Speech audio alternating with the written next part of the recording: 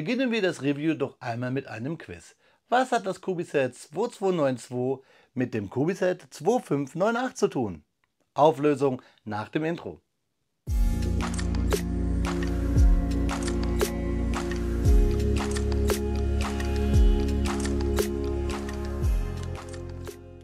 Willkommen in den Norpenklötzchenscheune. Mein Name ist Blockstar und Freunde, heute versuche ich hektische Bewegungen zu vermeiden, denn wir bauen eine Wespe, die aktuelle Executive Edition aus November 2024, das Sonder-Kfz 124, das Cubiset 2598. Und was hat nun die Wespe mit unserer 10,5 cm leichten Feldhaubitze 18, den Cubiset 2292 gemeinsam? Ganz einfach, diese Haubitze ist in der Wespe verbaut, nur quasi auf Lafette, und Kubi spendiert uns hier eine Mündungsbremse, die wir bei diesem Set nicht hatten. Daher musste ich mir hier meine Version etwas mocken. Darum geht es aber nicht, wir wollen uns diesen Karton genauer anschauen, deswegen lade ich euch heute hier auf meinen insektenfreien Bautisch ein. Die einzige Wespe, die wir uns da anschauen, ist diese im Karton.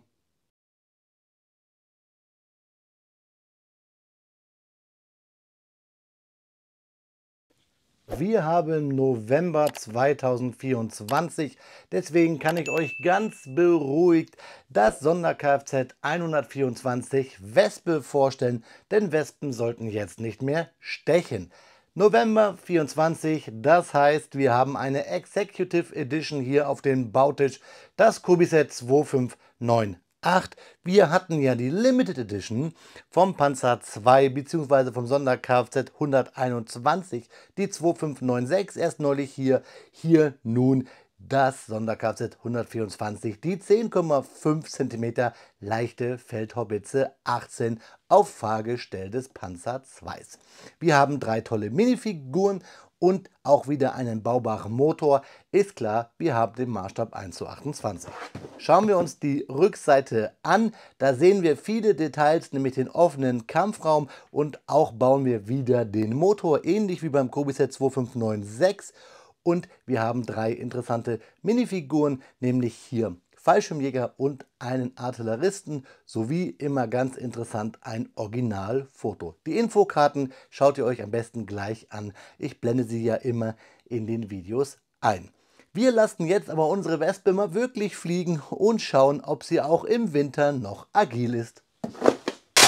Ja, Freunde, da haben wir die Anleitung unserer Wespe auf den Bautisch und wir erkennen gleich, das Set hat eine Altersempfehlung von ab 9 Jahren und immer wichtig, weil das ein mittlerweile ja fast Alleinstellungsmerkmal ist von einem europäischen Klemmbausteinhersteller, dass hier Kubi keine Sticker hat. Alles ist geprintet. Die Steine sowie die Anleitung wurden in der EU hergestellt. Schauen wir uns die Steine gleich an. Wir haben eine mäßig gefüllte Tüte 3, eine mäßig gefüllte Tüte 1 und eine noch weniger gefüllte Tüte 2. Also 1 ist okay, 2 fast nicht vorhanden und dann haben wir wieder die Tüte 3. Ich denke mal, das ist hier wieder dem Bauspaß bzw. der Bauunterteilung geschuldet. Schauen wir uns die Anleitung an. Die ist klammergebunden DIN A4 im Hochglanz gehalten bzw. gedruckt. Wichtig für alle, die keine Kubi-Anleitung kennen, es werden ja immer mehr Viewer hier auf meinem Kanal, die sich für Kubi interessieren, deswegen erkläre ich das immer in meinen Videos gerne, ist die erste Seite, denn hier haben wir gleich eine Legende mit besonderen Steinen, die bei Kubi abweichen können, obwohl sie fast die gleiche Bauform haben, zum Beispiel hier mit Brackets mit dickeren Wänden oder kleinere Teils oder hier Slopes, die einmal gecurved sind und einmal relativ gerade. Wir fangen mit der Bautüte 1 an, die reißen wir auf und verteilen uns die Steine, wie wir es wollen, nach Farbe, Form, Geruch, Geschmack, wie immer ihr das möchtet, und dann klemmt ihr drauf los.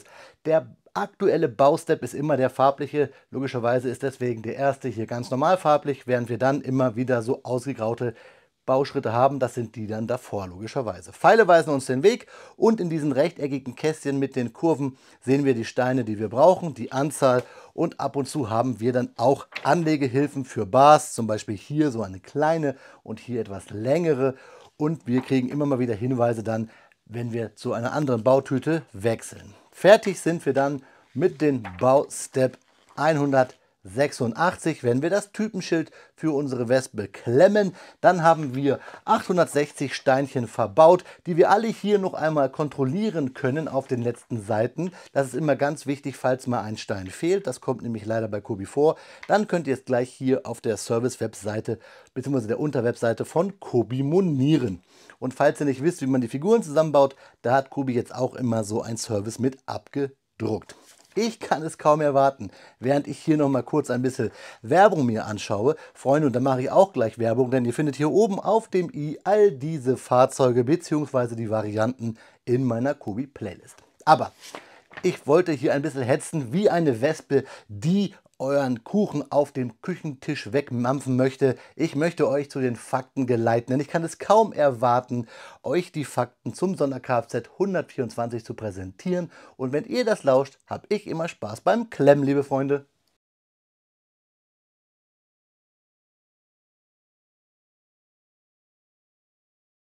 Speedbildzeit ist Faktenzeit und natürlich sprechen wir heute über ein auf Ketten gelegtes Insekt, ein Plagegeist im Sommer, wenn wir unseren Kuchen oder unser Marmeladenbrötchen essen wollen.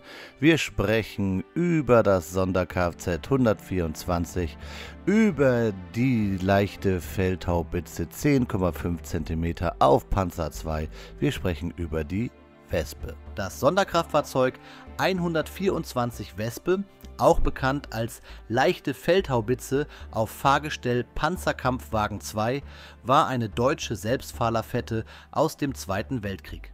Entwickelt wurde dieses Fahrzeug, um den Bedarf der Wehrmacht an mobiler Artillerie zu decken. Die Entwicklung begann im Jahr 1942, nachdem sich die deutschen Streitkräfte mit den Herausforderungen des Krieges an der Ostfront konfrontiert sahen, die eine schnelle und flexible Unterstützung durch Artillerie erforderlich machten. Die Wespe war auf dem modifizierten Fahrgestell des Panzerkampfwagen 2 Ausführung F aufgebaut. Dieses Fahrgestell wurde verlängert, um eine größere Stabilität und Tragfähigkeit zu gewährleisten. Der Motor, ein Maybach HL62 TRM mit 6 Zylindern, leistete 140 Pferdestärken, das entspricht 103 Kilowatt. Die maximale Geschwindigkeit des Fahrzeugs betrug 40 Kilometer pro Stunde auf der Straße und etwa 20 Kilometer pro Stunde im Gelände. Mit einem Kraftstoffvorrat von 120 Litern konnte die Wespe eine Reichweite von 72 Kilometern auf Straßen und etwa 40 Kilometern im Gelände erreichen.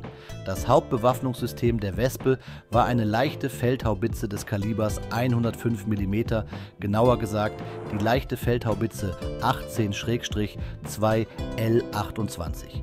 Diese Haubitze hatte eine maximale Reichweite von 10.500 Metern, das entspricht über 10 Kilometern. Die Feuerrate lag bei etwa 6 bis 8 Schuss pro Minute, abhängig von den Fähigkeiten der Besatzung. Es konnten insgesamt 33 Geschosse im Fahrzeug mitgeführt werden, darunter sowohl Sprenggranaten als auch Rauchgranaten. Die Besatzung der Wespe bestand aus 5 Mann, einem Kommandanten, einem Fahrer, einem Richtschützen und 2 Ladeschützen. Der Schutz des Fahrzeugs war jedoch begrenzt. Die Panzerung war zwischen 6 mm an den Seiten und 30 mm an der Front stark. Dies bot lediglich Schutz gegen Handfeuerwaffen und Granatsplitter, nicht jedoch gegen direkte Treffer von Panzerabwehrwaffen. Die Produktion der Wespe begann im Jahr 1943 und wurde bis zum Jahr 1944 fortgesetzt. Insgesamt wurden 616 Fahrzeuge hergestellt, davon 589 Geschützwespen und 20 Munitionsträger, die ebenfalls auf demselben Fahrgestell basierten. Diese Fahrzeuge wurden speziell für die Artillerieabteilungen der Panzerdivision konzipiert und nahmen an den Schlachten an der Ost- und Westfront teil. Ein bemerkenswerter Aspekt des Sonderkraftfahrzeugs 124 war seine Fähigkeit, mit anderen Einheiten zu kooperieren. Die Wespe war ein integraler Bestandteil des Schwerpunktfeuers und konnte ihre Haubitze nutzen, um Feindstellungen mit präzisem indirektem Feuer zu bekämpfen.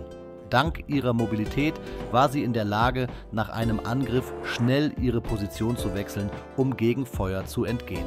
Trotz ihrer Stärken hatte die Wespe auch Schwächen. Dazu gehörten die dünne Panzerung, die das Fahrzeug anfällig für feindliches Feuer machte, und die begrenzte Munitionskapazität, die eine ständige Versorgung durch Nachschubfahrzeuge erforderlich machte. Dennoch wurde die Wespe von den Besatzungen geschätzt, da sie zuverlässig und relativ einfach zu bedienen war. Die Wespe gilt als eine der erfolgreichsten Selbstfahrlafetten des Zweiten Weltkriegs und hinterließ einen bleibenden Eindruck in der Militärgeschichte. Ihre Konstruktion zeigt, wie die deutsche Wehrmacht innovative Lösungen entwickelte, um den Herausforderungen des modernen Krieges zu begegnen. Ja, Freunde, das waren die Fakten zum Klemmbaustein-Set 2598. Sind wir mal gespannt, was Kobi hier für Baulösungen hat, um den Anforderungen des entspannten Klemmens gerecht zu werden. Viel Spaß beim Review des eben erwähnten Sets. Genau 2 Stunden und 30 Minuten habe ich gebraucht zum Bau unseres Kobi-Sets 2598. 860 Steinchen habe ich verklemmt, sowie 3 Minifiguren gebaut.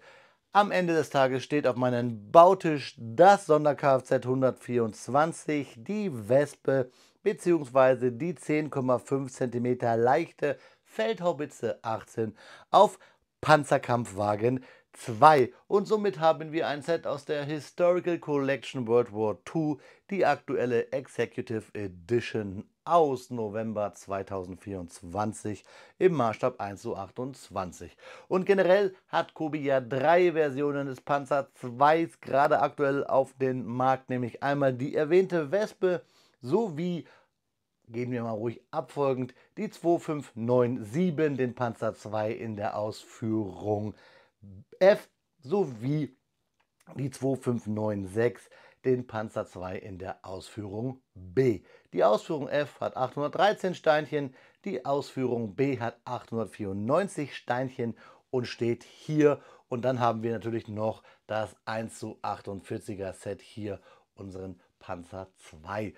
Den habe ich euch schon vorgestellt hier auf meinem Kanal, sowie die Limited Edition, die normale Version, werde ich euch irgendwann einmal vorstellen. Ihr könnt euch vorstellen, als Sammler interessieren mich die Limited Editions und die Executive Editions immer ganz besonders. Auch gerade quasi als Service für euch alle da draußen, die sich nur die normale kaufen wollen. Am Anfang hatte ich ja den Gag hier mit unserer leichten Feldhaubitze 18 von Kobi, die ich hier, wie ihr vielleicht seht, im Vergleich zum normalen Set etwas modifiziert habe. Denn Kobi spendiert uns bei diesem Set zum Beispiel keine Mündungsbremse. Die habe ich hier angebaut, sowie auch keinen Stab, um das Geschütz auszurichten. Und dieses Geschütz finden wir natürlich dann wieder in unserer Wespe. Das nur noch einmal hier als Erklärung. Was wir auch wieder finden auf jeden Fall ist eine Menge Steine, die wir über haben. Hier in Suppenerbsen gelb-grün, sowie ein paar Ketten, ein paar Bolzen, auch in Metallic, sogar hier ein Stab. Und natürlich den berühmten Bügelperlen-Applikator, dieses Rohrteil. Also ein paar Steinchen haben wir über, aber ich kann es euch jetzt schon sagen, dieses Set und deswegen dieses ich weiß nicht, wie ich es ausdrücken soll, ist leider nicht so schön, wie ich es gehofft habe, denn mir fehlt ein Stein. Ich kann es euch jetzt schon mal sagen, hier dieser Stein, der fehlt mir. Wieder mal ein Set, das ich von Kobi nicht vollständig bekommen habe. Und langsam fühle ich mich von Kobi da veräppelt, dass immer mir das passiert. Ihr könnt gerne, wenn ihr mir nicht glaubt, euch ein Speedbild noch einmal anschauen. Ihr werdet in keiner Tüte den Stein finden, dass ich ihn aus Versehen mit weggeworfen habe. Es ist für mich zum Mäusemelken, warum mir ausgerechnet die von mir am meisten geklemmte Marke auf diesem Kanal mir immer so Sorgen bereitet, was fehlende Steine angeht. Während ich das hier so aufnehme, schaue ich auf mein Regal, da steht die SR71, die ja auch Fehlsteine hatte und so weiter und so fort. Es ist wirklich sehr, sehr ärgerlich, denn somit kann ich euch das Set gar nicht in seiner ganzen Pracht zeigen, denn es ist eigentlich relativ schön für ein Fahrzeug dieser Zeit und hat auch tolle Features. Schauen wir uns aber erst einmal ein Hauptfeature an, nämlich das bedruckte Typenschild. Das finde ich ganz cool, ist auch wenig zerkratzt, es glänzt ganz schön, kommt im Weiß daher und hat den von mir gerade schon erwähnten Aufdruck. Als ich euch das Set präsentiert habe beim Intro, finde ich ganz gut, hier in Weiß, Schwarz und gelasert haben wir es ja bei Limited Editions, wie hier bei unserer 2596.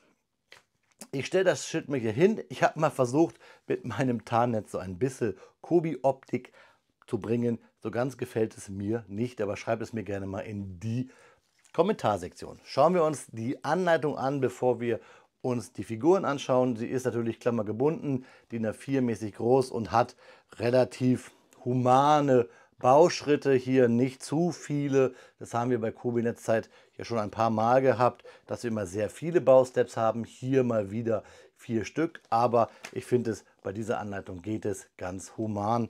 Und auf der Rückseite sehen wir dann noch das Fahrzeug, was hier fehlt, nämlich die 2597, die Ausführung F, die ich, wie gesagt, irgendwann mal hier bauen werde.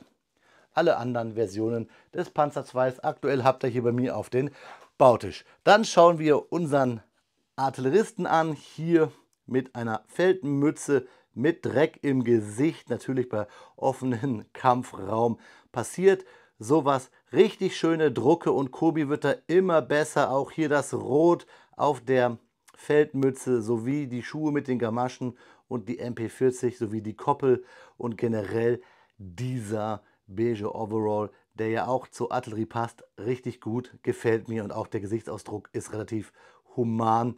Eine toll bedruckte Figur, kann man nichts gegen sagen. Und es wird immer besser. Wir haben hier unseren Fallschirmjäger, auch im Tan, schön bedruckt, auch hier mit dieser Karten- oder Munitionstasche auf dem rechten Hosenbein. Wir sehen das Dienstglas, wir sehen Munitionstaschen hier auf dem Gurt, auf der Jacke. Auch die Koppel sehen wir.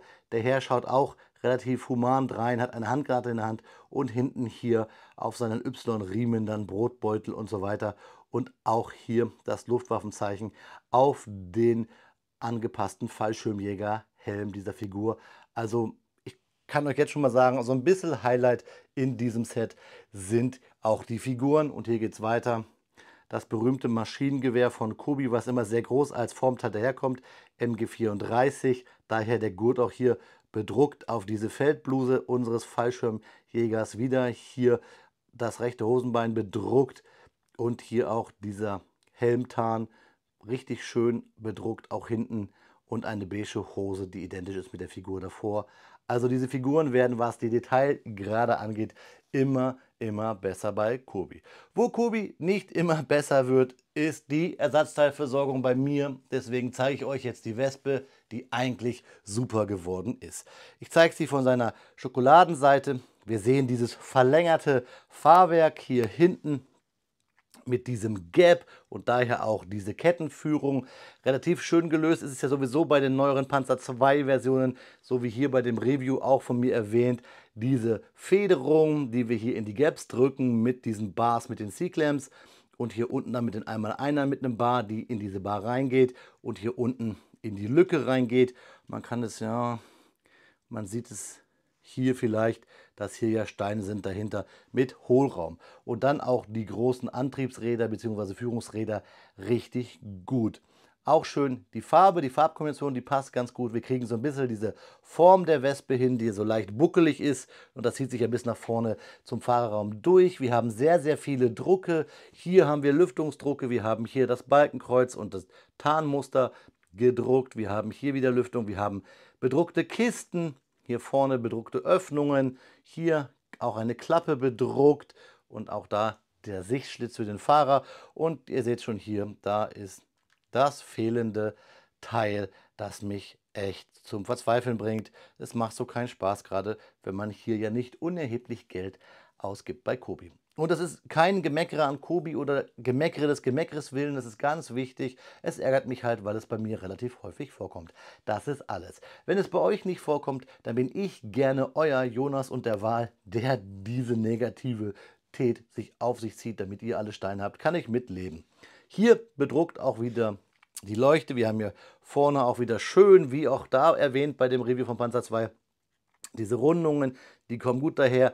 Dieses Massive hier vorne, dieser Umbau kommt gut daher. Wir haben halt hier eine Klappe, die wir aufmachen könnten, weil es nur einfach so bedruckt ist, mit typischer Baurichtungsumkehr, mit einem schönen Stein, der hohl ist. Also könnten wir da auch eine Figur reindrapieren. Bloß wir könnten halt nicht wirklich zeigen, dass dort eine Klappe ist. Dann haben wir die Drucke, die sich hier vorziehen, das A und das Balkenkreuz. Und von hinten haben wir dann auch nochmal das Balkenkreuz und hier unten dieses neue Teil, richtig gut. Und vor allen Dingen auch die Abgasanlage und diese Stange hier hinten sind richtig gut. Das war es aber noch gar nicht. Also das war jetzt nur ein Teil. Ich zeige euch nochmal von unten hier die Bauweise. Die kennen wir ja schon, dass wir hier seitlich bauen mit vielen Brackets. Da haben wir sie dann oben drauf und bauen also seitlich einmal das Fahrwerk weg und dann bauen wir oben drauf unseren Kampfraum bzw. das Chassis, je nachdem welches Fahrzeug wir bauen. Hier haben wir den Kampfraum mit unserer 10,5 cm Feldhaubitze. Schön ausgebaut der Kampfraum. Wir können ihn aufklappen. Hier haben wir Munition. Wir haben hier Kisten in Metallic und Schwarz. Und hier dann ein Funkgerät in Grau und wieder Metallic-Kisten. Und wir haben hier die Steuerungsräder für unsere Haubitze.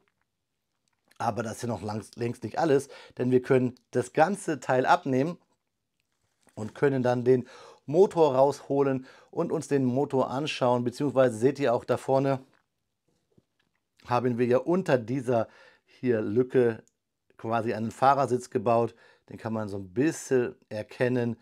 Also Kobi geht hier auch ins Detail, wo man es eigentlich gar nicht sieht. Da vorne ist halt hier der Motor und dahinter ist dann quasi der Sitz für den Fahrer. Die Ketten laufen ganz gut. Hier auf meinem Bautisch gerade jetzt mit dem Tarnnetz für euch gar nicht so gut zeigbar. Aber ihr könnt mir glauben, es läuft richtig gut.